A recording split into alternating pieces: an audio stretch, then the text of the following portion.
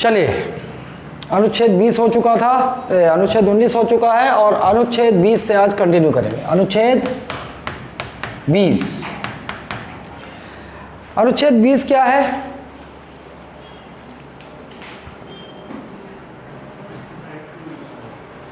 अनुच्छेद 20 वो उसका भाग है। इसका मतलब क्या है? अपराधों के लिए दोष सिद्धि के संबंध में संरक्षण। अपराधों के लिए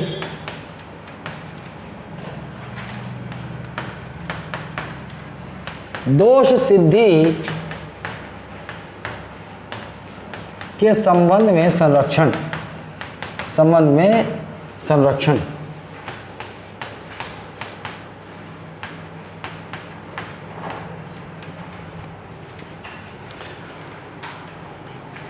ठीक है। चलो इसको समझो भाई। मूल आर्टिकल का वो तो आपको याद होना चाहिए। अब किसी भी एग्जाम के लिए आपको 1 से लेकर 51 तक के अनुच्छेद और उसके शीर्षक आपको पता होने चाहिए, याद होने चाहिए, है ना। मैचिंग कभी भी आ सकता है। अक्सर क्या होता है कि लोग देखते हैं, लोग क्या सोचते हैं कि अभी आर्टिकल पूछ नहीं रहे, तो लोग क्या करते हैं कि छोड़ देते हैं। लेकिन अचानक आ गया 2 आर्टिकल, तो क्या करोगे? क्योंकि तो किसी का बस है। क्या हुआ एसआई में? कुछ सेक्शन तो पूछा ही नहीं, और जो लोग उसकी बहुत अच्छी तैयारी करके गए होंगे सोचेंगे यहाँ से 20 क्वेश्चन आता, 20 बना लूँगा, तो गए। तो कभी भी एक अच्छा स्टूडेंट पूरा सिलेबस तैयार करता है, छोड़कर तैयारी नहीं करता है। ये बात अलग है कि बाद में रिवीजन के समय आप कुछ चीज़ों को छोड़ सकते हो, लेकिन तैयारी तो पूरी करता है। देखो, इसके अंतर्गत 3 अवधारणाएं मिलेंगी। 3, इसी अनुच्छेद 20 के अंतर्गत 3 अवधारणाएं आपको मिलेंगी। एक क्या बोलता है कि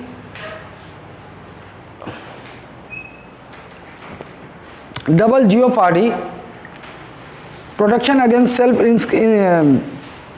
दोहरे दंड से संरक्षण, भूत लक्षी दांडिक विधियों से संरक्षण। हिंदी देखना पड़ता है। देखो,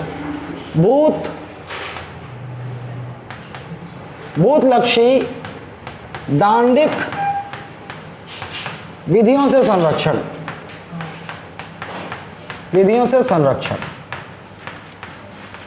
इसको इंग्लिश में बोलते हैं डबल जियोपार्डी। अब ये क्या बोलता है? इसका मतलब क्या है? आपसे पूछ सकता है भाई, भूत लक्षी दांडिक विधियों से संरक्षण ये किस अनुच्छेद के अंतर्गत आएगा? तो अनुच्छेद 20 आपको समझना है कि किस प्रकार अपराधों के लिए दोष सिद्धि के संबंध में संरक्षण आपका एक मौलिक अधिकार है। मतलब ये है कि अगर आप अपराधी घोषित हैं तो उसके बावजूद जो है आपके पास मौलिक अधिकार हैं। अब देखो कैसे। सबसे पहला, इसके तहत जो आपको अधिकार प्राप्त होता है वो ये है कि भूत लक्षी दांडिक विधियों से संरक्षण। इसका मतलब ये है, जैसे मान लो अभी ये मान के चलो कि आज तक जो कानून बना हुआ है वो ये है कि मर्डर पर 20 साल की अधिकतम सजा। मान लो अभी मर्डर करने पर जो कानून बना हुआ है वो क्या है? बोल रहा अधिकतम 20 वर्ष की सजा।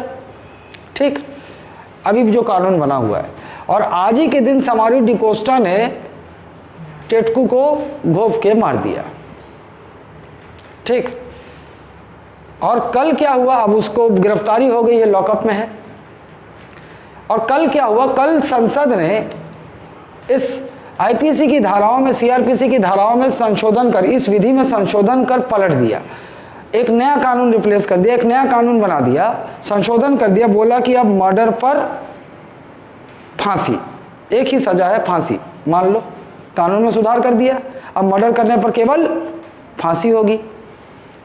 तो समारू डिकोस्टा थोड़ा क्रिमिनल प्रवृत्ति का आदमी था। अभी कौन मारा था? समारू डिकोस्टा ही मारा था ना। हाँ, तो समारू डिकोस्टा आपराधिक प्रवृत्ति का आदमी है, लेकिन वो कई बार जेल जा चुका है। ठीक, कभी चोरी में, कभी डकैती में। तो उसको ये पता था कि क्या होगा, मार दूंगा, ज़्यादा से ज़्यादा क्या होगा, 20 साल की सज़ा होगी, है ना। लेकिन कल पेपर में उसने पढ़ा कि संसद ने, केंद्र सरकार ने संशोधन कर दिया है और अब किसी के मर्डर पर फांसी ही होगी। अब समारू डिकोस्टा ठंडा हो गया जैसे ही पेपर पढ़ा, है ना, ठंडा हो गया एकदम। कि साला ले, मैं तो सोचा कुछ और था, तो अब फांसी भी लटका दी। ठीक, तो वो परेशान था। लेकिन उसी लॉकअप में जिसमें समारी डिकोस्टा आया था, मैं भी था, मतलब लॉकअप में मैं भी था, मैं भी किसी संबंध में पहुंच गया था वहाँ, मान लो। उसको पूछा, परेशान था वो बहुत, वो पूछा क्या कारण है भाई? बोला यार ऐसे ऐसे बात है, अब तो सीधे लटका ही बोला। तो मैं उसको बोला तो संविधान पढ़ा है? तो नहीं पढ़ा है, तो अपराधी है। लेकिन फिर संविधान तुझे भी एक मौलिक अधिकार देता है, और तुझे शायद ये नहीं पता है कि अनुच्छेद 20 के तहत भूतलक्षी दांडिक विधियों से संरक्षण है। मतलब आपने जिस वक्त क्राइम किया है उस समय जो कानून है ना, उसी के अनुसार आपको सजा मिल सकती है।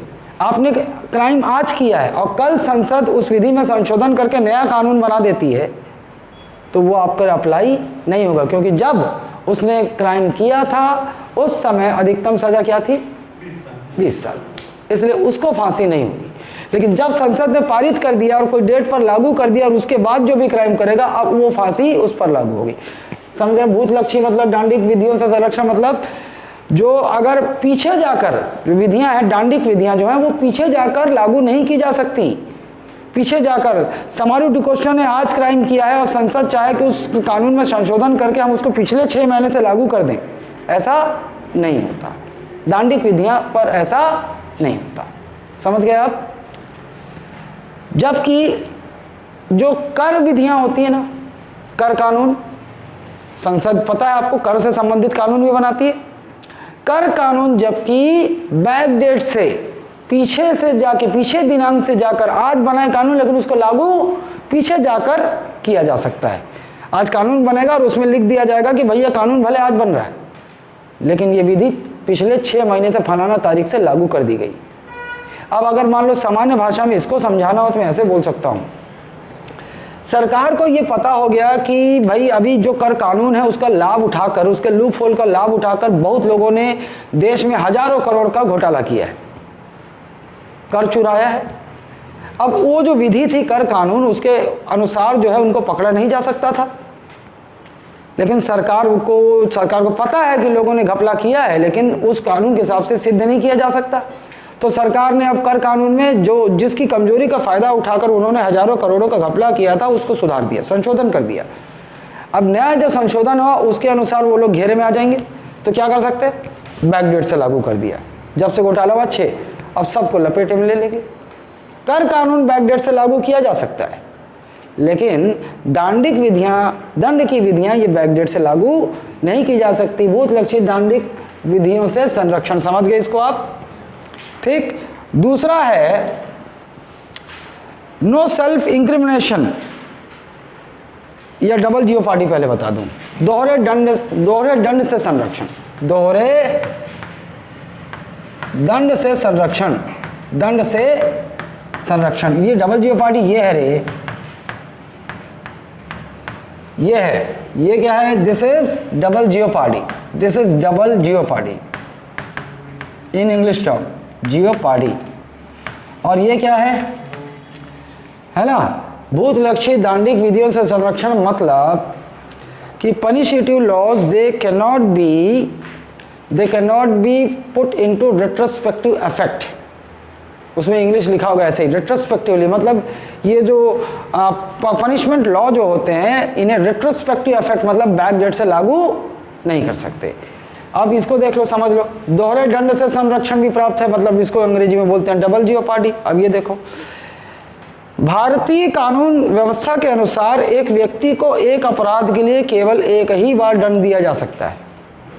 एक बार चोरी की है, एक बार पकड़ा गया, कोर्ट ने उसको उस चोरी के क्राइम में उसको 6 महीने की सजा दी।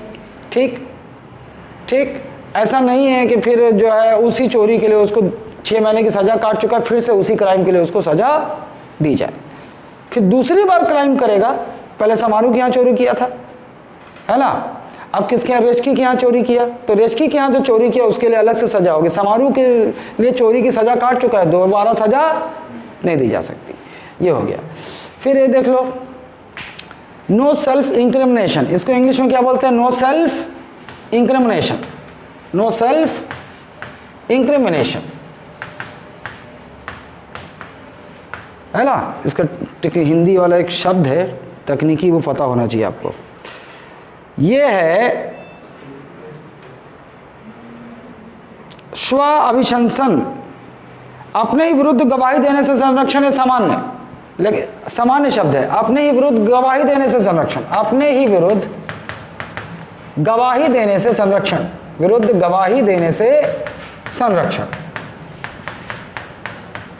देने से संरक्षण, है ना। ये तो सामान्य भाषा हो गई, लेकिन वो तकनीकी शब्द डाल देगा तो आप घूम जाओगे। और वो क्या है? स्व अभिशंसन, स्व अभिशंसन, इसको क्या बोलेंगे हम? स्व अभिशंसन। याद रखना ये शब्द, मतलब ये तो आप समझ जाओगे, लेकिन पता चला कि ये नहीं दिया, ये दे दिया, तो आप भूल लो, हिंदी माध्यम के होते हुए भी चकरा रहे हो कि ये क्या है, स्व अभिशंसन। ठीक, देखो अब एक और चीज, आप लोगों ने देखा होगा कि पुलिस थाने में जब किसी अपराधी को पकड़ते हैं या किसी को भी पुलिस थाने में, तो पुलिस थाने में बयान वो लोग दर्ज करवाते हैं। लेकिन आप जानते हैं कि वो बयान कोर्ट में ज़्यादा मायने रखता ही नहीं है ना। ये व्यवस्था इसलिए की है कि हो सकता है कि पुलिस जो है आपको मार पीट कर, टॉर्चर करके, आपने क्राइम किया है या नहीं किया है, आपको ज़बरदस्ती अपराध कबूलवा रही है, ज़बरदस्ती आपको आप ही के विरुद्ध गवाह बना रही है। मतलब भाई कबूलवाना कि तुमने हत्या की है, ये स्वयं के विरुद्ध गवाही तो तैयार किया जाना हुआ ना। तो पुलिस, ऐसा लोग जानते हैं, ऐसा ये कानून बनाने वाले जानते थे, इसीलिए उन्होंने अनुच्छेद 20 के तहत इससे भी संरक्षण दिया है। तो आप पुलिस थाने में जो स्टेटमेंट देते हैं, वो स्टेटमेंट आप कोर्ट में जाते हैं तो आप बदल देते हैं लोग, और कोर्ट जो है फिर वो स्टेटमेंट, पुलिस का जो स्टेटमेंट नहीं मानता, पलट गया और वहाँ बोल देता है, उसका वकील बोल देगा, वकील से बुलवा देगा कि पुलिस ने मारपीट कर 3rd डिग्री देकर इससे कबूल करवाया, है ना। इसीलिए कभी थाने में जो है, जो वहीं जाना चाह रहे हो, थाने में अगर कोई ज़बरदस्ती अपराध कबूल करवाए तो डरने का नहीं है, और ठीक है चल कोनो दिक्कत नहीं। क्योंकि मान लो पुलिस वालों को, जैसे कि व्यवस्था मैं बता रहा हूँ, पैसा अगर पहुँच गया है तो फिर क्या होता है, सच्चे को भी झूठा बना देते हैं, है ना। यही सत्य है, भले उसी सेवा में जाना चाह रहे हो, लेकिन ये कड़वा सत्य है। और मैं चाहूँगा कि वैसा ना बनो, कहीं जाओ तो पुरुषार्थ के साथ रहो, ईमानदारी में बहुत दम होता है ना। मैं ईमानदार हूँ, इसीलिए सबकी ऐसी की तैसी करता हूँ। वीडियो देखोगे ना, मैं किसी को नहीं छोड़ता, देखियो, है ना। मैं किसी को नहीं छोड़ता। आओ, तो ईमानदारी में बहुत दम होता है। अगर मान लो बेईमान हो जाओगे ना, तो बहुत सारे ऐसे जगह आएंगे जहाँ पर तुम नज़र नहीं मिला पाओगे, है ना। लेकिन जबकि ये भी सत्य है, मैं तुम्हें बता रहा हूँ कि मान लो ऐसा ही हो गए तुम लोग, और ये जो सिस्टम है ना, भ्रष्टाचार का चैनल, ये यहाँ से लेकर पूरे मंत्रियों तक है, नीचे से लेकर ऊपर तक। अगर इस चैनल में कोई एक ईमानदार आदमी आता है, मान लो ये हमारा समारोह, ये इस चैनल में ईमानदार व्यक्ति घुस आया है एक एसआई के रूप में, है ना। एसआई के ऊपर कौन होगा? टीआई होगा, उस थाने का मुखिया, है ना। उसके ऊपर डीएसपी, उसके ऊपर एसपी, उसके डीजीपी तक जाएगा, और डीजीपी के ऊपर मंत्री बैठा है, गृह मंत्री ना। ये चैनल है, और इस चैनल में दिक्कत पैदा कर रहा है ये समारोह डिकोस्टा। तो मैं तुम्हें बता दूं, ये ऊपर के सारे लोग भिड़ के तुम्हें इस चैनल से हटाने का षड्यंत्र करेंगे, है ना। तुम्हें मनाने की कोशिश करेंगे, नहीं माने तो तुम्हारे विरुद्ध षड्यंत्र भी हो सकता है। और न, है ना, सबसे पहला काम क्या करेंगे पता है? वो बात का चीज़ है। ये क्या करेंगे, फिर तुमको भेज देंगे सुकमा, है ना। ये भेजेंगे कहाँ? सुकमा। और सुकमा तो रहना नहीं चाहोगे, नौकरी मिल गई है, बढ़िया वर्दी मिल गया है, गन मिल गया है, लेकिन साला सुकमा में जी रहे हैं, बीहड़ में। तो ये तो तुम नहीं करना चाहोगे। हो सकता है पहले भगत सिंह की प्रवृत्ति के हो, तो जोश में आ रहे साला ज़्यादा से ज़्यादा क्या होगा, होगा ना 4:30 बजे, ज़्यादा से ज़्यादा क्या होगा, ट्रांसफ़र करेगा मेरा। ठीक है, जवान हूँ, जवान खून है ना, और अकेले हो, भगत सिंह वाला जज्बा है, लड़ रहे हो, कभी सुकमा कभी कोंटा, है ना, बीजापुर, वहीं वहीं टहला रहे उन लोग, है ना। फिर शादी ब्याह भी होगा, और शादी ब्याह होने के बाद जैसे पुरुषों के साथ ज़्यादा होता है, शादी ब्याह हो गया, परिवार हो गया, अब भाई तुम तो नहीं लेके जाओगे सुकमा, जाना चाहोगे अपनी पत्नी को, नहीं सुकमा लेके नहीं जाना चाहोगे, तुमको तो वैसे ही वहाँ डर लग रहा है, कब नक्सली का मूड बिगड़ जाए, कब क्या हो जाए, तो वैसे ही थोड़े डर में हो। और अब नहीं चाहोगे कि पत्नी को लेके जाओ, एक आध गोली उसको भी लग जाए, है ना। तो प्रेम है तो क्या बोलोगे, पत्नी तुम वहीं रहो, लेकिन कब तक, वो जो तुम्हारे ऊपर बैठे हैं ना, नेता से मंत्री अफसर तक, वो जानते हैं इस चीज़ को, तो कब तक, देखो अभी कुछ दिन में खुद ही पसीज जाएगा, कुछ समय के बाद लगे बच्चा हो गया और मोह पैदा हो गया, लेकिन सुकमा में रख नहीं सकते, तुमको सुकमा से निकाल नहीं रहे, है ना। तो तुम्हें परेशान इस तरह से इनडायरेक्ट किया जाएगा। इसका उपाय क्या है फिर, अगर मुझसे पूछोगे तो इसका उपाय क्या है? ये देखो, ये चल रहा है और मैं एकदम साफ साफ बोल रहा हूँ, क्योंकि ये वीडियो जाएगा हर जगह। मैं स्पष्ट वक्ता हूँ, मेरे जीवन में ड्रामा नहीं है। तो उपाय क्या है?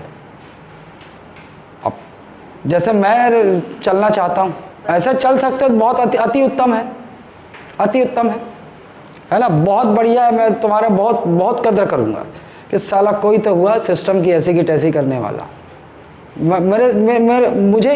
मैं इज्जत करूँगा तुम्हारी। लेकिन ये बहुत मुश्किल बात है। समाज, परिस्थितियाँ, तुम्हारी फैमिली, ये सब तुमको बहुत परेशान कर देगा। तुम हमेशा परेशान रहोगे, खुश नहीं रह पाओगे। तो अगर मान लो बहुत त्रस्त हो गए हो तो सुसाइड करने से अच्छा क्या है? इस सिस्टम की तरह भ्रष्ट मत बनो, लेकिन इस सिस्टम का अंग बन सकते हो। अंग बन के रहोगे, खुश रहोगे। मतलब ये है कि तुम एक काम करो, तुम भ्रष्ट नहीं हो तो तुम भ्रष्टाचार मत करो, लेकिन तुम वो जो भ्रष्टाचार हो रहा है ना, वहाँ आँख बंद कर लो। अपने लेवल पे तुम अपना कार्य, अपना कर्तव्य निभा सकते हो। कोई गरीब आए उसको निचोड़ो मत, कोई न्याय अपनी तरफ से कर सकते हो, लेकिन जहाँ दिख रहा है तुमको तो आँख अपनी बंद कर लो। आँख नहीं बंद करोगे तो तुम्हारी आँख फोड़ने की कोशिश करेंगे। ये एक तरीका होता है। मतलब सामान्य तौर पर अगर इस सिस्टम में रहना चाहते हो, थोड़ा शांति से जीना चाहते हो, तो ये वरना भगत सिंह बन सकते हो तो बहुत बढ़िया बात ना। ये समझ गए आर्टिकल 20 के तीनों, है ना। भूत लक्षित दांडिक विरोधियों से संरक्षण, दोहरे दंड से संरक्षण, अपने ही विरुद्ध गवाही देने से संरक्षण, स्व अभिशंसन। याद रखना ये टर्म। पता चला ये नहीं लिखा, ये लिख दिया तो घूमते रह जाओगे। चलो, इसके बाद अनुच्छेद 21। इसके बाद अनुच्छेद 21। आपको पता है ना 20-21 कहाँ से कहाँ तक चल रहा है? 20-21 19 से 22। हाँ, 19, 20, 21, 22 ये कहाँ है? स्वतंत्रता का अधिकार। उसमें आ जाओ 21 क्या है? प्राण एवं दैहिक स्वतंत्रता। प्राण एवं दैहिक स्वतंत्रता ऐसे याद कर सकते हो। राइट टू लाइफ, प्राण एवं दैहिक स्वतंत्रता, ये अनुच्छेद 21 रटा याद होना चाहिए। प्राण एवं दैहिक स्वतंत्रता अनुच्छेद 21 में। अब देखो, इसमें यूँ तो बहुत सारी चीज़ें आपको मिलेंगी पीडीएफ में, लेकिन आपके एग्ज़ाम के लिए जो आप वहाँ से पकड़ सकते हो वो ये देखो। आपको न सिर्फ जीवन जीने का अधिकार, इसको सामान्य तौर पर जीवन जीने का अधिकार भी बोल सकता है ना। प्राण एवं दैहिक स्वतंत्रता मतलब वही है, ठीक।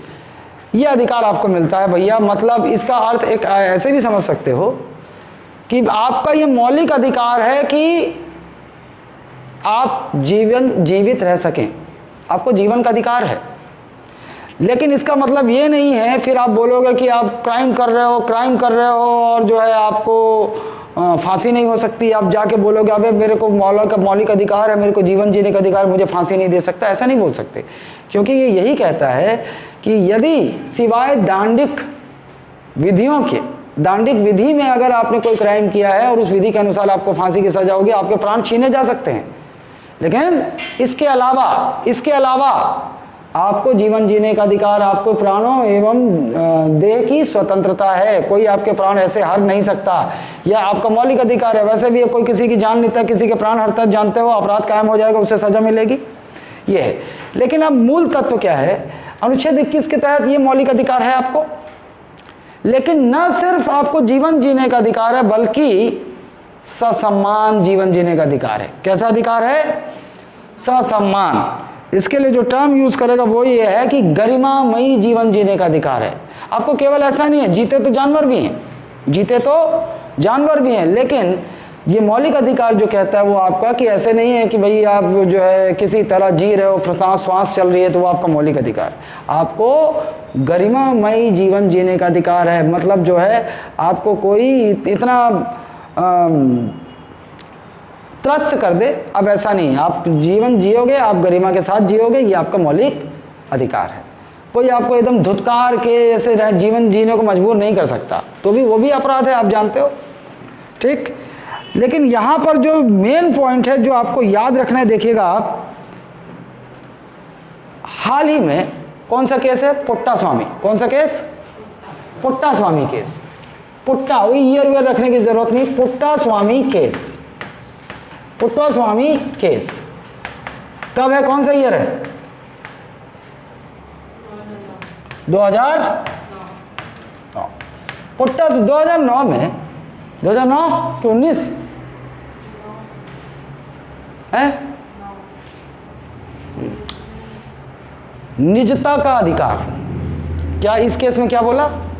निजता का अधिकार, राइट टू प्राइवेसी। निजता, ये इंपॉर्टेंट हो सकता है बिल्कुल। निजता का अधिकार, right to privacy, right to privacy. Supreme court ने इस केस में निजता के अधिकार को एक मौलिक अधिकार माना है अनुच्छेद 21 के अंतर्गत।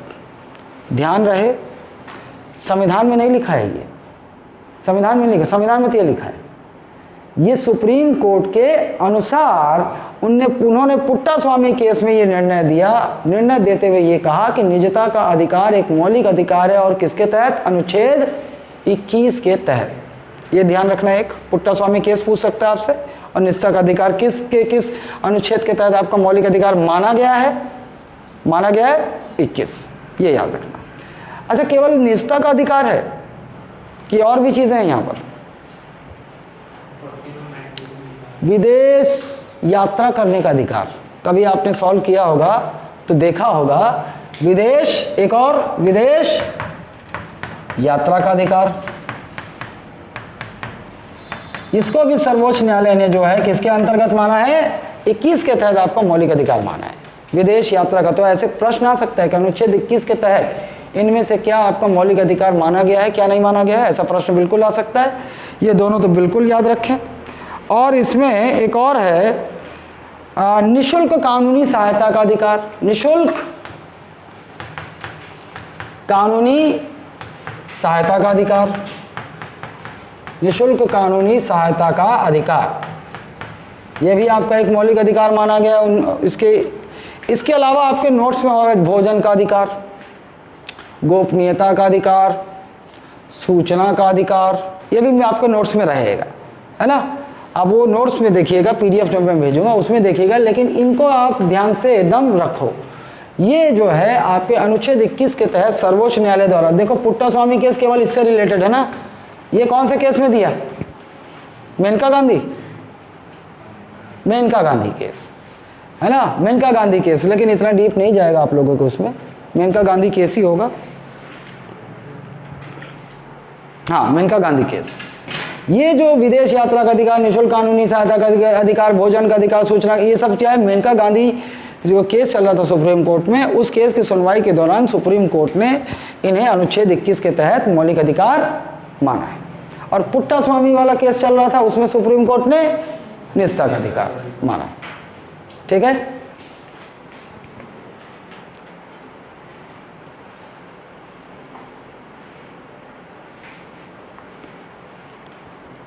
2017 है रे, 2009 बोलती है। 2017 कौन बोला था नोनी तेरे को 2009? मुझे उसी समय खटका था कि 2009 कैसे, ये तो हाल फिलहाल की बात है, ज़्यादा समय नहीं हुआ है। 2017 पुट्टा स्वामी केस, ठीक है, ये आपका अनुच्छेद 21। अब आगे चलते हैं तो आएगा अनुच्छेद 21, क्या आएगा का, इंग्लिश में क्या होगा, कैपिटल ए, ये आएगा। इसका अर्थ क्या हुआ? इसका अर्थ ये हुआ, सबसे पहला अर्थ कि हमें एक संविधान संशोधन याद रखना पड़ेगा, क्योंकि मूल संविधान में तो ऐसा था नहीं। अगर 21 के बाद कोई और आर्टिकल डालना होता तो 22 करते सीधा। इसका मतलब ये है कि 21 का मूल संविधान में नहीं था, बाद में जोड़ा गया है, बाद में जोड़ा गया है। और बाद में जोड़ा गया है तो संविधान संशोधन जरूर किया गया होगा, एक अधिनियम पारित किया गया होगा। कौन से क्रम का? 86वां। कौन से क्रम का? 86वां संविधान संशोधन अधिनियम ईयर 2002, यही है 86वां संविधान संशोधन अधिनियम 2002। अब इसका एक मैं आपको समझा देता हूं। अच्छा, निशुल्क वो जो एक था विधिक सहायता, वो समझे? निशुल्क विधिक सहायता एक तीसरा लिखिए ना, हाँ वही विधिक सहायता, कानूनी सहायता, वो समझिए कैसे? FIR वगैरह कराने उसको पैसे नहीं लगेंगे? अरे नहीं, ये ऐसा नहीं है। हाँ, जैसे कोई गरीब है, वो वकील का खर्च नहीं उठा सकता, तो तुमने देखा होगा है ना, सरकारी वकील, कोर्ट जो है सरकारी वकील मुहैया करवाती, ये आता है। इसीलिए देखा होगा आपने कोर्ट में, आप बहुत सारे पिक्चरों में देखा होगा, कोई गरीब आदमी पहुंच जाता है तो उसको सरकारी वकील, तो कभी इनडायरेक्टली ऐसा पूछ जाए तो आप समझ जाओ अनुच्छेद 21 के तहत जो सुप्रीम कोर्ट ने माना है उसका, उसी का अमल हो रहा है ना। कोई पैसा नहीं लगता, लेकिन ले लेते हैं। तुम नहीं लेना, है ना, तुम लोग मत लेना। हाँ, पैसा किस किस तरह से ले लेते हैं तुमको बताऊं? जब चार्जशीट पेश होती है, भाई किसी को गिरफ्तार किया है तो 24 घंटे के भीतर कोर्ट में प्रस्तुत करना होता है। चार्जशीट पेश होती है, चार्जशीट जो पेश होती है ना, तो जो केस फाइल की जो होती है केस फाइल, उसका पुलिस वाले सारे लोगों से देखना, 400-500 जो जाता है वो 400-500 1000 रुपये ग्राहक देख देख के, है ना, लगता है पैसे वाला है तो 1000 रुपया, और पैसे वाला है 5000, और डरपोक भी है तो 10,000, है ना, ऐसा वसूलते हैं। क्यों लेते हैं पता है? फोटोकॉपी तब देंगे हम। तो मैं अपना व्यक्तिगत केस का अनुभव बता रहा हूँ। अब ना तो मैं लल्लू हूँ ना ही अनपढ़, है ना, तो जब हमको फ्रेम किया गया था पहली बार, तो चलो ठीक है भैया, हम पहुँचे, लॉकअप में थे, कोर्ट में प्रस्तुत करना था, चार्जशीट प्रस्तुत होनी थी। तो जो पुलिस वाले हैं, हम तो उस समय क्या है इमोशन में थे, तो हम शांत थे एकदम, मतलब आपको समझ में नहीं आता दुनिया में क्या चल रहा है, कैसा चल रहा है, कुछ नाम शांत बैठे हुए थे, हथकड़ी ऐसे लगा दिए थे, साले बैठे हुए थे, जबकि वो भी गलत था। जो आरोप जो FIR हुई थी, पुलिस जो है पहले कंप्लेंट लिखती है, फर्स्ट इन्फॉर्मेशन रिपोर्ट, लेकिन उसकी पुष्टि क्या होती है, उसके लिए एक जांच किया जाए कि भैया कोई FIR लिखवा रहा है कि वो सही है, सत्य है कि नहीं है। भाई ऐसे तो कोई भी आकर जो है FIR लिखा देगा, किसी को अंदर कर दोगे, है ना। लेकिन जो विपक्ष जिन्होंने ऐसा किया था, है ना, उन्होंने मुंह बंद कर दिया पैसा से, पैसे वाले थे, उन्होंने जो बोला कर दिया, हथकड़ी लगा दिया गया। हम बैठे थे, हम तो इमोशन में थे कि जिसे हम इतना मानते थे उसने हमारे साथ खेल खेला। सवेरे चार्जशीट का वक्त आया तो जो ठोल्ला वो होता है हवलदार, ऐसे खैनी रगड़ता, हाँ भाई जल्दी निकाल, पैसा निकाल। किस लिए? बस इतना ही बोला, किस लिए भाई साहब? अमन कम इमोशन में थे ना, किस लिए भाई साहब? अरे ये फोटो कॉपी पैसा लगता है। कौन सा पैसा भाई साहब? बोला अरे ये अभी जो चार्जशीट पेश हो रही है इसका फोटो कॉपी तुमको देना है, उसका पैसा लगता है। और बोला रसीद दोगे?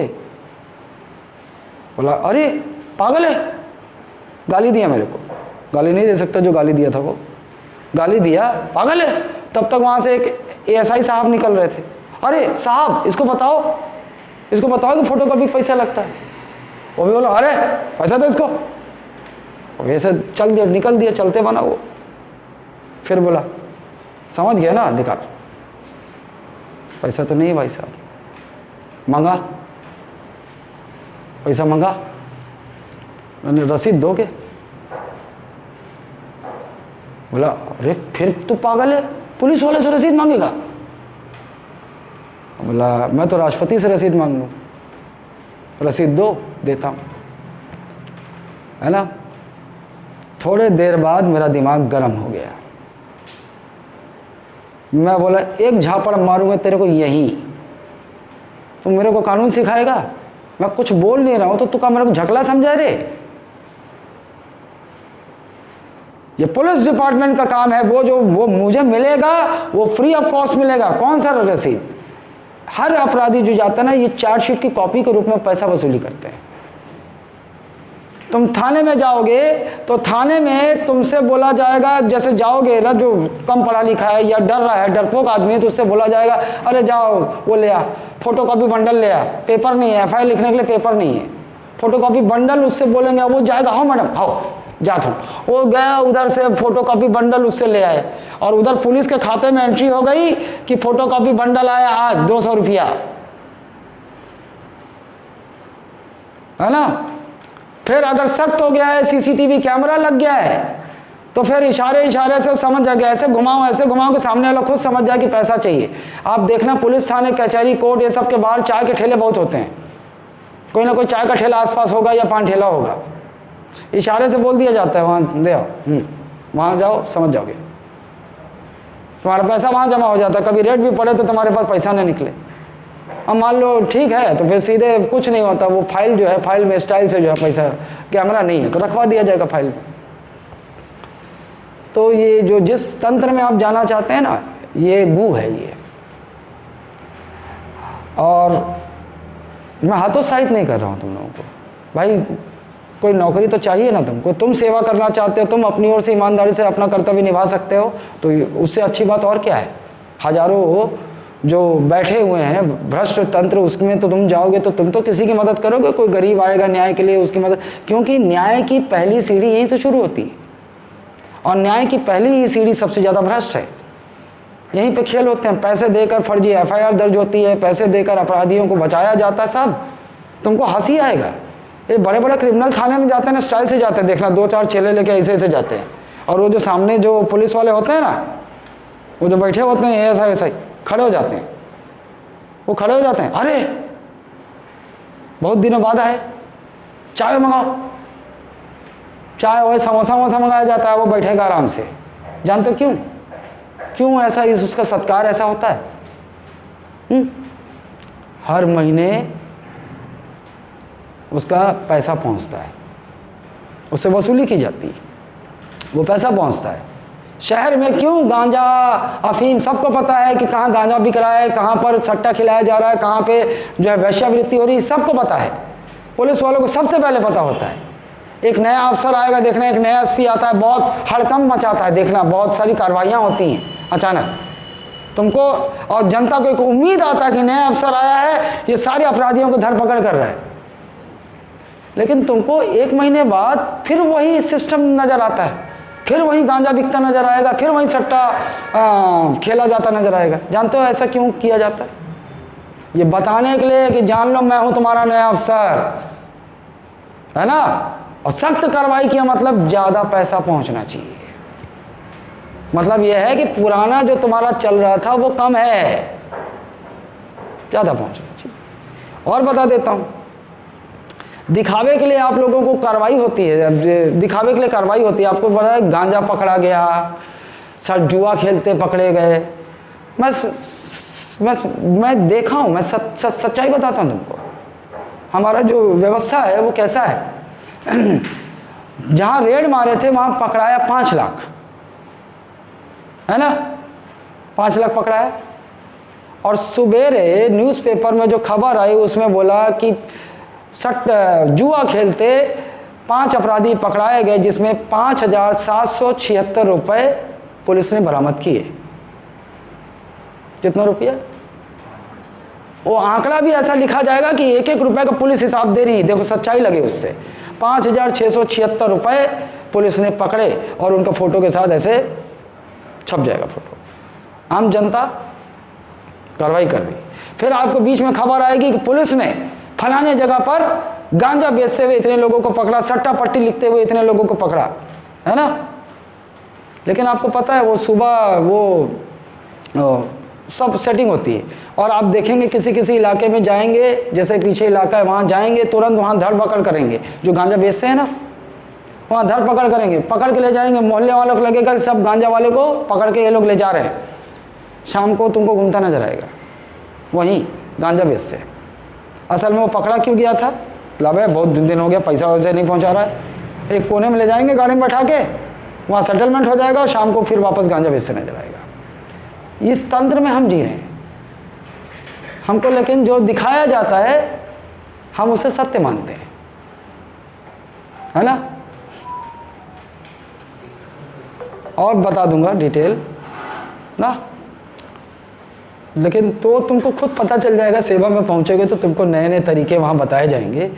लेकिन तुम में पुरुषार्थ है तो तुम उस सिस्टम में जाकर कम से कम अपना योगदान तो दे सकते हो, है ना। चलो देखो, ये भाग 3 चल रहा है, लेकिन हम आगे चलता हूं मैं इसको समझाने के लिए भाग 4 में। और भाग 4 का है राज्य के नीति निदेशक तत्व। राज्य के नीति निदेशक तत्व, इसको इंग्लिश में बोलते हैं directive principles of state policy. भाग 3 और 4 का अंतर बताया था क्या कल? नहीं बताओ ना। 3 और 4 अंतर क्या है, पहले इसको समझो। देखो, भाग 3 राज्य के विरुद्ध आपको प्राप्त अधिकार है, मतलब राज्य उसको छीन नहीं सकती, राज्य में अपना मनमाना नहीं कर सकती, आपको ये मौलिक अधिकार दिया गया है। राज्य बोले तो केंद्र सरकार हो, राज्य सरकार हो, वो जो राज्य की परिभाषा में आपने देखा था, ठीक। मतलब राज्य की जवाबदारी है कि आपको मौलिक अधिकार आपको मिले, वो छीन नहीं सकती। ये भाग 3 में जितने भी मौलिक अधिकार इनकी विशेषता हो गई। आप न्यायालय भी जा सकते हैं, यदि कोई छीनता है तो आप न्यायालय जा सकते हैं। अनुच्छेद 32 के तहत सीधे सर्वोच्च न्यायालय और अनुच्छेद 226 के तहत सीधा हाईकोर्ट जा सकते हैं। इसको इधर रहने दो, इधर आओ भाग 4 में। भाग 4 में भी आपको प्रावधान मिलेंगे 36 से लेकर 51 तक। ये जो अनुच्छेद हैं किससे संबंधित है? भाग 4 में। भाग 4 से कहां से लेकर? अनुच्छेद 36 से लेकर 51 तक। इसमें भी आपको मौलिक अधिकार की तरह इधर, लेकिन दोनों में अंतर है। इसका उदाहरण मान लो, भाग 3 का उदाहरण आप इसको समझ लो। भाग 3, तुम्हें खाना खाना पड़ेगा। भाग 3 का उदाहरण, तुम्हें खाना खाना पड़ेगा। और भाग 4 का उदाहरण, तुम्हें खाना खाना चाहिए। ये दोनों का एक सामान्य उदाहरण दे रहा हूं। इसका मतलब तुम्हें खाना खाना पड़ेगा, मतलब अगर नहीं खाया तो सोच ले, एक बाध्यता है यहाँ, तुम्हें खाना खाना पड़ेगा, वरना उसके बाद जो भी जोड़ लो, लात खाएगा, वरना 2 झापड़ खाएगा, है ना, वरना बीमार हो जाएगा। कॉन्सिक्वेंसेस हैं उसके, परिणाम है उसका, बाध्यता तय कर रहा है ये, तुम्हें खाना खाना पड़ेगा। और यहाँ क्या बोला? तुम्हें खाना खाना चाहिए, मतलब तुम खाओ या ना खाओ, एक सुझाव के रूप में बताया जा रहा है। एक सुझाव चाहिए, है ना, मुझे जाना चाहिए, तुम्हें ये करना चाहिए। ये सब कैसे वाक्य होते हैं? सुझाव, मतलब सुझाव में कोई बाध्यता है क्या? यहाँ पर यहाँ कोई बाध्यता नहीं है, आप बाध्य नहीं है। जबकि भाग 3 में जो प्रावधान है, सरकार बाध्य है कि वो आप तक पहुंचे, नहीं छीन सकती आपसे ना। अगर छीनती है तो आपके पास अधिकार है सर्वोच्च न्यायालय जाकर उसे वापस लागू करवाने का, प्राप्त करने का। अब ये आप इसके लिए भाग 3 के लिए आप सीधे न्यायालय जा सकते हो, न्यायोचित है और न्यायालय द्वारा प्रवर्तनीय भी है, न्यायालय उसको आपको लागू करवा सकता है। लेकिन जब भाग 4 की बात आएगी तो चूंकि इसमें किस तरह का वाक्य है बताऊं? जैसे राज्य को अपने राज्य की जनता के लिए ये करना चाहिए, राज्य को अपने राज्य कल्याणकारी राज्य बनाने के लिए ये करना चाहिए, है ना, राज्य को बच्चों को निःशुल्क शिक्षा उपलब्ध करानी चाहिए। इसकी भाषा इस तरह प्रकार की, मतलब इसमें जो भी लिखा हुआ है वो सुझाव की तरह है, एक निर्देशक की तरह है। मतलब संविधान ने स्वयं भाग 4 में जो प्रावधान है इसके लिए बाध्य किया नहीं है राज्य को। अगर संविधान ने स्वयं ऐसा किया है तो मतलब इनकी बाध्यता नहीं है, चाहे केंद्र सरकार हो चाहे राज्य सरकार हो, अपनी नीतियों में, अपनी योजनाओं में, अपने पॉलिसीज में अगर यहाँ दिए गए प्रावधानों का अमल नहीं करते हैं तो, क्योंकि बाध्यकारी नहीं है, सुझाव है ना, ये तो संविधान का, संविधान ने सुझाव दिए, अगर नहीं करते हैं तो आप न तो ये न्यायोचित हैं, मतलब आप न्यायालय भी नहीं जा सकते, और न ही न्यायालय द्वारा प्रवर्तनीय है, न ही न्यायालय द्वारा प्रवर्तनीय है, एनफोर्सिएबल है, ये नहीं है, दे आर नॉन एनफोर्सिएबल, है ना। तो जब न्यायालय जा ही नहीं सकते तो न्यायालय से लागू कैसे करेगा? तो ये दोनों प्रवृत्ति उल्टा हो गया, उल्टा हो गया। ये न्यायोचित है, ये न्यायालय द्वारा प्रवर्तनीय है, और ये न्यायोचित नहीं है और न्यायालय द्वारा प्रवर्तनीय नहीं है, उल्टा हो गया, है ना। तो अगर आप यहाँ कुछ लिखा हुआ है, मान लो सपोज लिखा है कि राज्य को अपने राज्य के समस्त मंदहा लोगों को रोज 1 क्वार्टर फ्री में देना चाहिए, मान लो यहाँ लिखा है, कहीं से वो सुन लिया ये ऐसा मौलिक अधिकार है, कोनो छीन ही तो मैं कोर्ट जा सकता हूँ, कोर्ट मला मौलिक अधिकार दिखाए। तो हमारे समारू जो चंद्राकर हैं, समारू चंद्राकर कोर्ट पहुँच गए, एक अधी पौवा चढ़ा के कोर्ट पहुँच गए, साहब ये देख किताब लाए हो, इसमें लिखा है कि राज्य जो है अपने राज्य के मंदहा लोगों को खुश रखने के लिए 1 क्वार्टर रोज देना चाहिए, राज्य को दिखा रहा है, ऐसा है नहीं बता रहा हूँ, ऐसे मैं ह्यूमर पैदा करने के लिए बोल रहा हूँ ना। तो कोर्ट बोलेगा बेटा समारू, भाग 4 में जो कोई भी प्रावधान है वो केंद्र सरकार हो या राज्य सरकार हो या पंचायत, क्योंकि राज्य की परिभाषा जानते हो क्या क्या शामिल है, ये लोग बाध्य नहीं है, ये तो बस ऐसा लिखा है, ये राज्य की मर्जी, राज्य की स्वायत्ता, वो चाहे तो अपनी नीतियों में, अपनी योजनाओं में इनका समावेश कर ले, जो यहाँ गाइडलाइंस लिखी हुई है ना। अगर नहीं करती है तो भी हम बाध्य नहीं कर सकते, इनका नेचर ऐसा ही सुझाव की तरह, जबकि इनका नेचर उल्टा है, राज्य को ये सुनिश्चित करना होगा। भाग 3 में जितने भी मौलिक अधिकार हैं, मौलिक अधिकारों को आपको सुनिश्चित करना होगा, है ना, समझ रहे हो कैसे? कोनो शंका? अब बड़ मोटा किताब नहीं पकड़े हस अच्छा, समझ में आ रहा है मैं क्या बोल रहा हूँ? क्लियर है? ये दोनों में अंतर है। यहीं पर भाग 4 में एक अनुच्छेद है, कौन सा अनुच्छेद? 45। कौन सा अनुच्छेद? 45। क्या है 45 में? अभी पहले पढ़े होगे ना, अभी प्री में थोड़ा भी नहीं पढ़े होगा ये सब ना।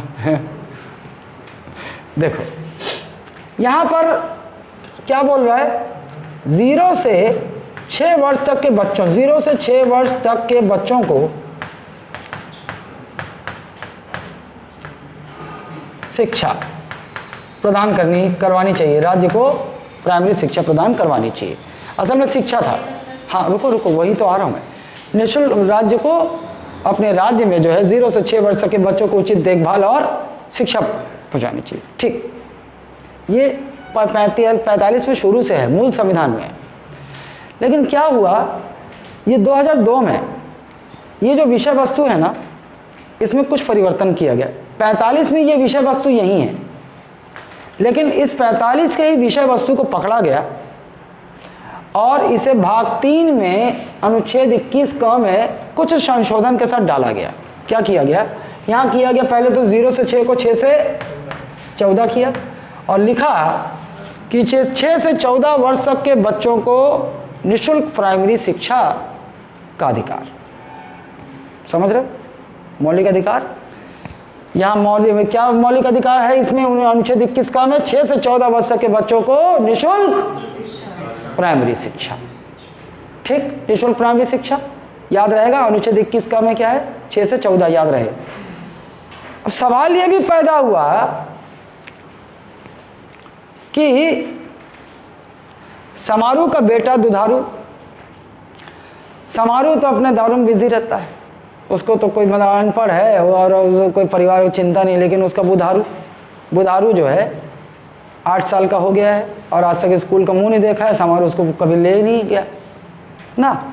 लेकिन कोई बहुत सारे देखे होंगे, कोई पढ़ा लिखा मिल गया होगा। अब दुधारू जो है स्टेशन में ऐसे ही घूम रहा था और देखे होगे स्टेशन में वो बच्चे देखे हो कभी कपड़ा लेके ऐसे सूंघते हैं, सुलोशन, बहुत तगड़ा नशा कर रहे होते हैं, है ना। 5-6 साल में उसी स्टेशन में कहीं लावारिस मौत हो जाएगी उनकी, क्योंकि वो पूरा फेफड़ा जला देगा। तो दुधारू भी घूम रहा था, तो संयोगवश एक एनजीओ में काम करने वाली एक लड़की मिल गई और वो उसका काम यही था कि जो बच्चे इस तरह से घूम रहे हैं उनको तो कहीं सुनाई होगी।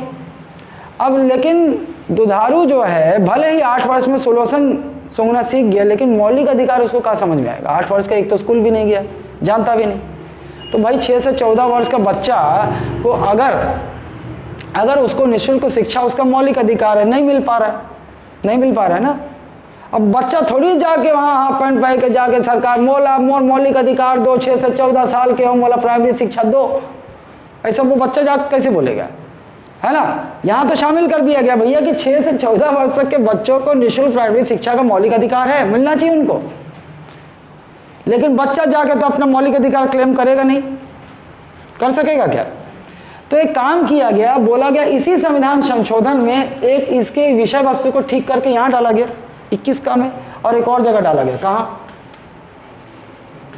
51 का 51A में। और 51A क्या है, मूल, अरे भूल लिख दिए रे,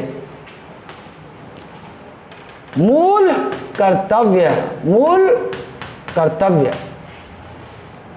और यहां पे इस विषय वस्तु को किस प्रकार लिखा गया है कि 6 से 14 वर्ष तक के बच्चों के पालकों, है ना, का कर्तव्य है कि वो इन बच्चों को उचित देखभाल और निःशुल्क शिक्षा उपलब्ध करवाएं, है ना। केवल पालक नहीं, कोई नागरिक भी कर सकता है, समझ गए आप।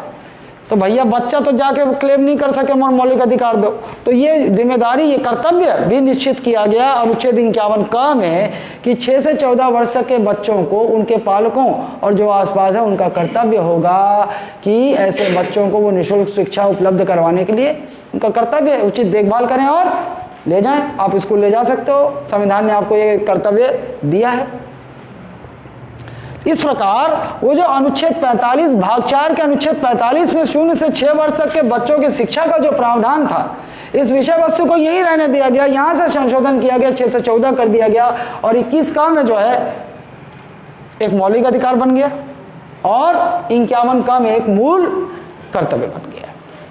क्लियर है, ठीक।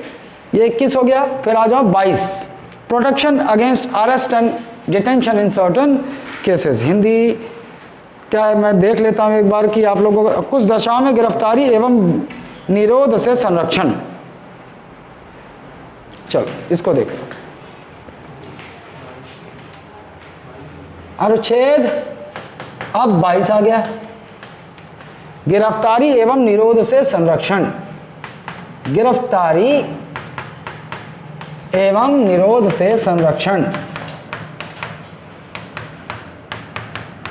निरोध से संरक्षण, protection against arrest and detention in certain cases, है ना। देखो कई बार हिंदी के तकनीकी शब्दों के लिए मैं देख लेता हूँ, क्योंकि मेरा मीडियम इंग्लिश रहा है। हालांकि मैं पढ़ाता हूँ तो तुमको पता चलता नहीं होगा, है ना, मेरा मीडियम इंग्लिश है, तो हिंदी में मेरी पकड़ अच्छी है। बस ये है कि बहुत लंबा समय हो जाता है तो तकनीकी शब्द मिस ना हो जाए, इसलिए मैं गिरफ्तारी एवं निरोध से संरक्षण।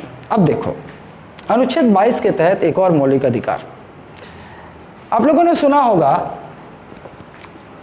कि जब किसी व्यक्ति को गिरफ्तार किया जाए तो उसके भी कुछ अधिकार हैं। वो भी अधिकार, देखो ये वो बात कर रहा है, वही अधिकार की बात कर रहा है। एक और अधिकार, एक तो वहां आपने संरक्षण देख लिया, है ना, भूत लक्षित दांडिक प्रक्रिया से संरक्षण, फिर उसके बाद दूसरा दोहरे दंड से संरक्षण, फिर तीसरा स्वयं के विरुद्ध गवाही देने से संरक्षण, वो अनुच्छेद 20 के तहत है। अब अनुच्छेद 22 क्या बोल रहा है? गिरफ्तारी एवं निरोध से संरक्षण। देखो इसको ऐसे समझो कि जो व्यक्ति गिरफ्तार किया जाए उसके भी कुछ अधिकार हैं। जैसे पहला, जो गिरफ्तार व्यक्ति होता है उसका ये अधिकार है कि 24 घंटे के भीतर उसे न्यायालय में प्रस्तुत किया जाए। ये अधिकार है ना, 24 घंटे के भीतर। ये बात अलग है कि मान लो कोई किसी ने, जैसे बुधारू कुमार है ना, बुधारू कुमार ने यहाँ अपराध किया, अभाग्य बिहार, है ना।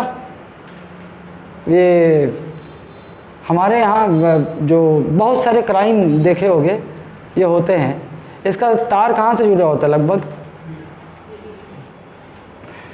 यूपी कम, बिहार ज़्यादा।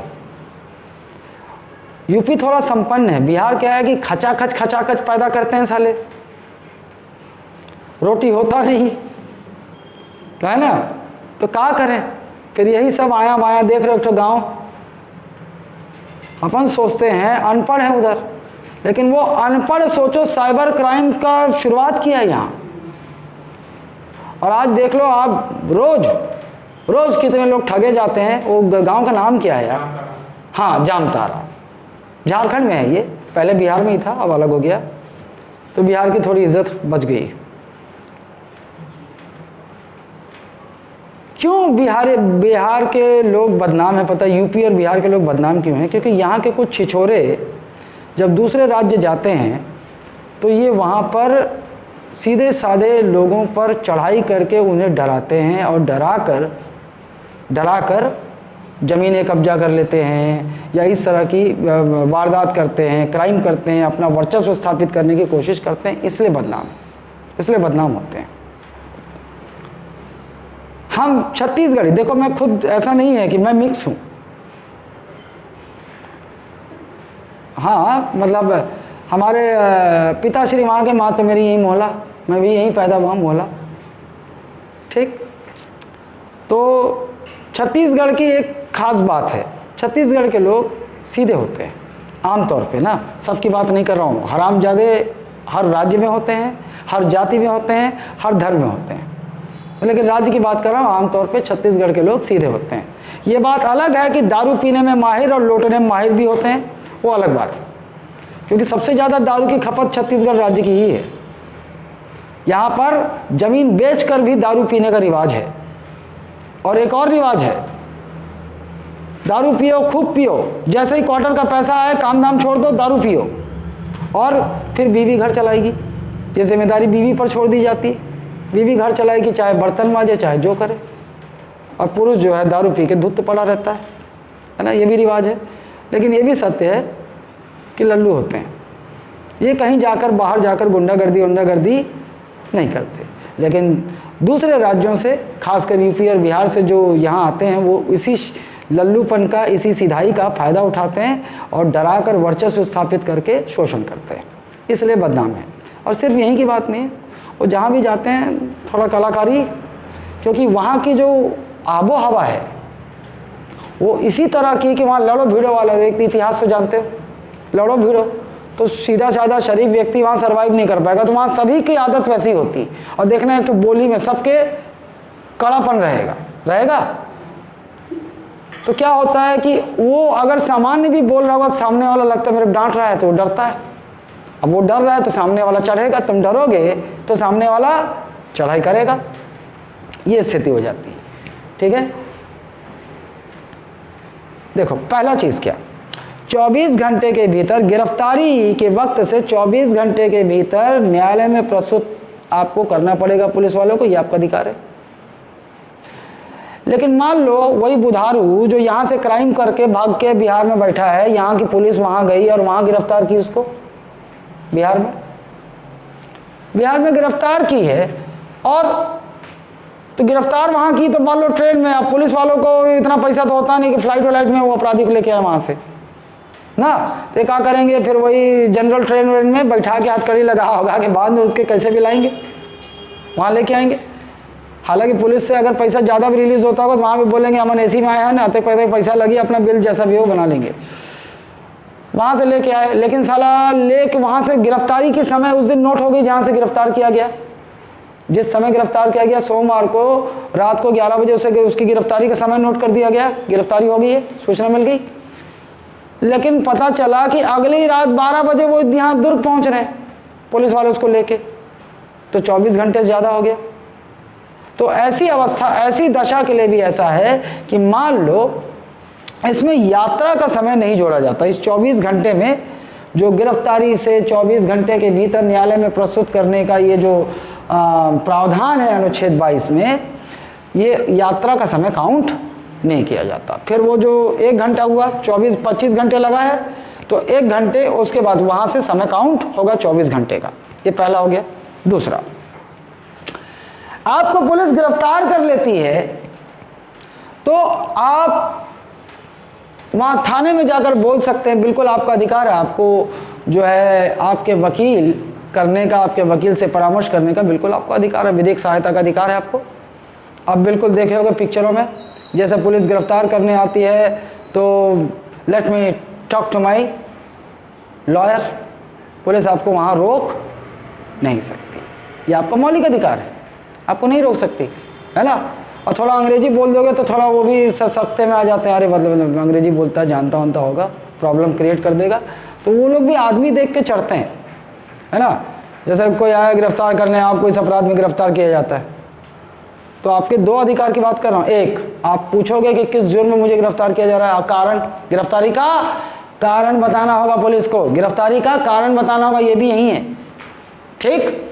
और दूसरा, फिर उसके बाद कारण बता दिया उसने, wait let me talk to my advocate, है ना, समझ गए।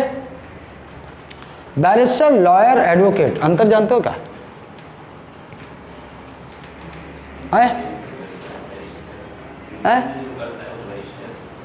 विदेश से जो करता है, विदेश से जिसने, वो बैरिस्टर है। यहाँ से जिसने वो क्या है, वो लॉयर है। जो लॉ की डिग्री होल्डर है, जो लॉ का डिग्री प्राप्त करता है विदेश में, बैरिस्टर है, यहाँ लॉयर है।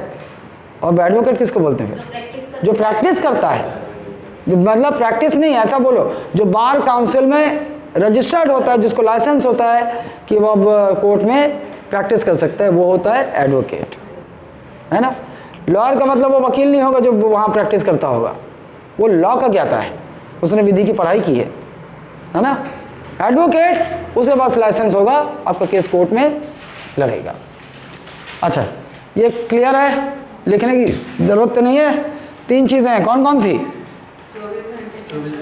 24 घंटे के भीतर न्यायालय में प्रस्तुत करने का, दूसरा गिरफ्तारी का कारण बताने का, तीसरा, वो तो मैं समझाने के लिए बोला, 3 मेन पॉइंट की बात कर रहा हूँ, ये 3 ही मेन पॉइंट आपको याद रखने हैं, है ना। और तीसरा क्या है? विधिक सहायता। अपने वकील से आप बिल्कुल जो है मशवरा कर सकते हैं, संपर्क कर सकते हैं, बात कर सकते हैं, ठीक है। ये अनुच्छेद 22। उसके बाद 23 और 24 ये अलग श्रेणी का मौलिक अधिकार है। क्या है इसका शीर्षक? शोषण के विरुद्ध अधिकार, right against exploitation, right against exploitation, ठीक। यहाँ पे देखिए 23 और 24। 23 क्या है?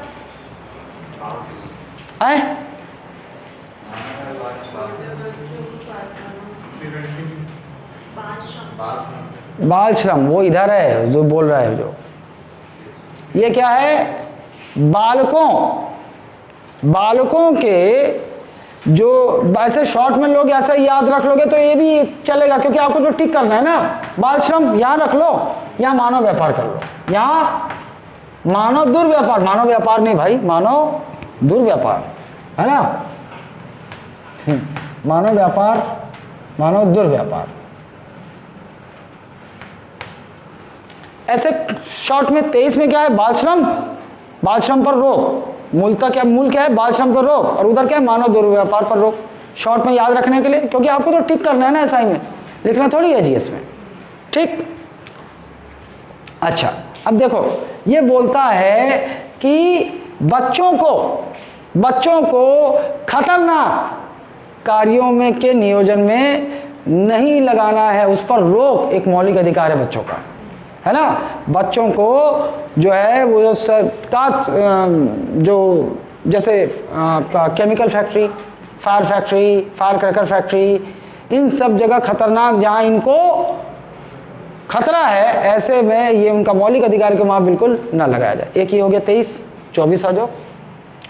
मानव दुर्व्यापार एवं बलात् श्रम, यहाँ पे मानव दुर्व्यापार एवं बलात् श्रम याद रखना, बलात् श्रम, मानव दुर्व्यापार और बलात् श्रम। बलात् श्रम बोले तो जबरन काम करवाना, पैसा भी नहीं देना, फोर्स लेबर, सुना हो, फोर्स लेबर, जबरी किसी को काम करना, जबरदस्ती किसी को काम कराना, ये बलात् श्रम है। तो भैया उस व्यक्ति का मौलिक अधिकार, आप उससे जबरदस्ती काम नहीं करा सकते। और ऊपर मानव दुर्व्यापार, ये थोड़ा व्यापक टर्म है। मानव का दुर्व्यापार मतलब इसमें आप समझ जाओ कि देखो आप कुछ किशोरियों को जो है किडनैप करके बहका कर जो है वेश्यावृत्ति में लगा दिया जाता है, ये भी मानव दुर्व्यापार है ना। ह्यूमन ट्रैफिकिंग है ना, prohibition against human trafficking and forced labour, ठीक, मतलब। और ये जो आप लोगों ने देखा होगा कि डॉक्टर किसी का अंग निकाल लेना, उसको बेच देना, ये सब इसमें शामिल है ना, ठीक। या फिर आप इसमें बोल लो कि किसी को बंधुआ मजदूर के लिए बेच देना, किसी को वो बेच दिया गया और वो जो है काम कराया जा रहा है, ये भी मानव दुर्व्यापार में आता है, ठीक। तो इन पर भी ये दोनों मौलिक अधिकार क्लियर है आपको, यहाँ कोई ज़्यादा बात ही नहीं है बात करने को, क्लियर है। कैसे धनंजय? ये 23-24, फिर 25 से लेकर 28, ये क्या है? धार्मिक स्वतंत्रता का अधिकार। ओहो, पापा आ जाएंगे, चलो आज यहीं रोकते हैं।